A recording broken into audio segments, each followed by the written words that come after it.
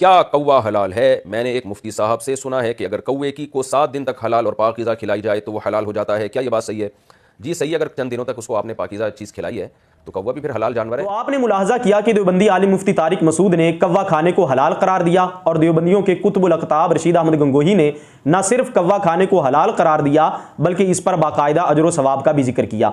एक तरफ तो कौवा खाने पर सवाब का ये जिक्र करते हैं, लेकिन जब दूसरी तरफ देवबंदियों के कुतुबुल अक़ताब रशीद अहमद गंगोही से फतावा रशीदिया में यह सवाल हुआ कि मुहर्रमुल हराम के अय्याम में इमाम हुसैन रज़ियल्लाहु ताला अन्हु की शहादत का बयान करना सही रिवायात की रोशनी में जायज़ है या नहीं, तो इसने जवाब दिया कि सही रिवायात की रोशनी में भी मुहर्रम में इमाम हुसैन रज़ियल्लाहु ताला अन्हु की शहादत का जिक्र करना यह हराम है। और इसी तरह सबील को भी इसने हराम करार दिया क्योंकि उस पर इमाम हुसैन रज़ियल्लाहु ताला अन्हु का नाम आ गया। और इसी तरह यानी जो दूध वगैरह बच्चों को पिला सकते हैं यानी जिस पर इमाम हुसैन का नाम आ जाए, तो इन्होंने कहा कि वो भी हराम है। अब वो सवाल क्या है, आप उसको मुलाजा करें। सवाल ये किया गया मुहर्रम में अशरा वगैरह के रोज शहादत का बयान करना मा अशार बा रिवायत सहीहा या बा ज़ईफ़ा भी वनीज सबील लगाना और चंदा देना और शरबत दूध बच्चों को पिलाना दुरुस्त है या नहीं। यानी इनसे यह सवाल किया गया कि इमाम हुसैन रज़ियल्लाहु ताला अन्हु की शहादत का बयान करना 10 मुहर्रम को सही अहादीस की रोशनी में या कुछ ज़ईफ़ भी हों, यह जायज़ है या नहीं। और इसी तरह यह भी सवाल किया गया कि जो सबील लगाई जाती है वो अपने बच्चों को पिला सकते हैं उसका पानी और दूध वगैरह या नहीं पिला सकते। तो आगे से देवबंदियों के कुतुबुल अक़ताब ने यह जवाब दिया मुहर्रम में जिक्र शहादत हुसैन अलैहिस्सलाम करना अगरचे रिवायातें सहीहा हों, यानी ज़ईफ़ की तो नफ़ी कर दी, अगरचे सही रिवायतें भी हों, एक चीज़ या सबील लगाना या शरबत पिलाना या चंदा सबील और शरबत में देना या दूध पिलाना सब नादुरुस्त और तशब्बुह रवाफिज़ की वजह से हराम हैं। ये सारी चीज़ें नादुरुस्त भी हैं और हराम भी हैं। इमाम हुसैन की शहादत का जिक्र करना सही हदीसों की रोशनी में वो भी इसने हराम करार दे दिया देवबंदियों के कुतुबुल अक़ताब ने। और इसी तरह जो सबील होती है या जो दूध वगैरह होता है उसमें चंदा देना भी हराम और वो अपने बच्चों को पिलाना भी इसने हराम करार दिया। अलियाज़ु बिल्लाह, कितना बड़ा उम्मत में इन लोगों ने इंतशार फैलाया। एक तरफ कौवा खाने पर अजर व सवाब का जिक्र करें और दूसरा जिस दूध पर या पानी पर इमाम हुसैन का नाम आ जाए उस दूध या पानी के पीने को ये नाजायज़ करार दे दें। ये फ़िरका वारियत उम्मत में इन लोगों ने फैलाई है। बड़ी अजीब किस्म की उन्होंने फतवे दिए। हालांकि जब इनसे पूछा जाए कि ये पानी यानी ये जो सबील है या दूध है जिस पर इमाम हुसैन का नाम आ गया ये हराम क्यों है, तो यहाँ पे कुछ लोग कहते हैं और फितना जहलमिया के लोग भी हैं, गैर मुकल्लिदीन भी हैं इसमें शामिल, वो कहते हैं जी देखें खाने पीने की चीज़ पर जब गैरुल्लाह का नाम आ जाए तो वो हराम हो जाती है। दलील क्या देते हैं? देते हैं कि वमा उहिल्ला बिही लिगैरिल्लाह, कि अल्लाह ताला फरमाता है कि जिस पर गैरुल्लाह का नाम लिया गया वो हराम है।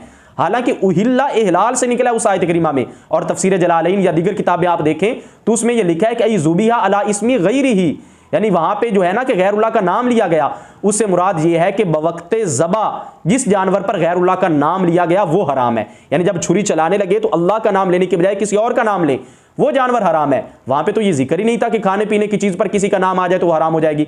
वरना देखें बकरी पर अगर किसी का नाम आ जाता है कि ये मेरी बकरी है फिर तो वो बकरी भी हराम हो गई। इसी तरह कुर्बानी का जानवर लोग कहते हैं ये मेरा है, तो कुर्बानी के जानवर पर गैरुल्लाह का नाम आया तो वो भी हराम हो जाना चाहिए। या इसी तरह दीगर कई जानवर हैं, कई चीज़ें हैं, ये प्लाट मेरा है, ये खाना मेरा है, ये घर मेरा है। अब गैरुल्लाह का नाम जब इन चीज़ों पर आ गया तो उनके नज़रिए के मुताबिक इस आयत करीमा की रोशनी में तो ये सारी चीज़ें हराम हो जानी चाहिए।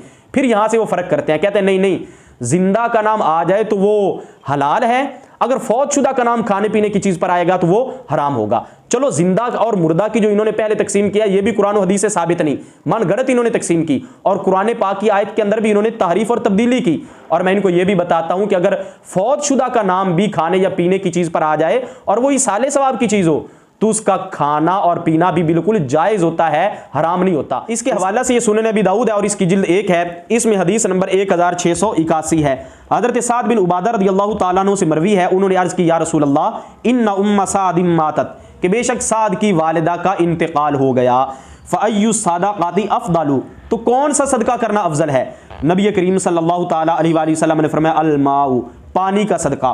काला रावी कहते हैं फ़हाफ़ा रबीरा, हज़रत साद ने एक कुआं खुदवाया और क्या कहा हाज़िही लि उम्मे साद, ये कुआं साद की वालिदा का है। इस हदीस पाक को दारुद्दावा वालों ने जो तखरीज की इस हदीस पाक को हसन कहा और इस्लाम 360 ऐप वाले जो वहाबी हैं उन्होंने इस हदीस के तहत यानी 1681 के तहत ये लिखा, ये रिवायत हदीस नंबर 1679 से तक़वियत पाकर ये रिवायत भी सही है, यानी तक़वियत पाकर ये रिवायत भी सही है। सही रिवायत के अंदर आया कि एक पीने पीने की चीज पर, जो पानी था, जो कुआं था, उस पर हजरत साद की वालिदा का नाम आया और वो इसाले सवाब के लिए था, लेकिन उस कुएं के पानी को हुजूर ने हराम तो नहीं करार दिया।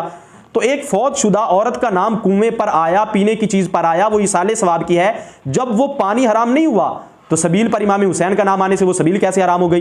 दूध पर इमाम हुसैन का नाम आने से वो दूध कैसे हराम हो गया? तो लिहाजा ये जो इन्होंने कायदा गढ़ा हुआ है कि नहीं जी, किसी खाने पीने की चीज पर अगर गैरुल्लाह का नाम ले लोगे तो वो तो हराम हो जाएगी, क्योंकि ये गैरुल्लाह के इसाले सवाब के लिए है, तो इनका ये कायदा जो है अहादीस की रोशनी में बातिल और मरदूद है। ये कुरान के अंदर तारीफ करके ऐसे कायदे को तकवीयत देने की कोशिश करते हैं।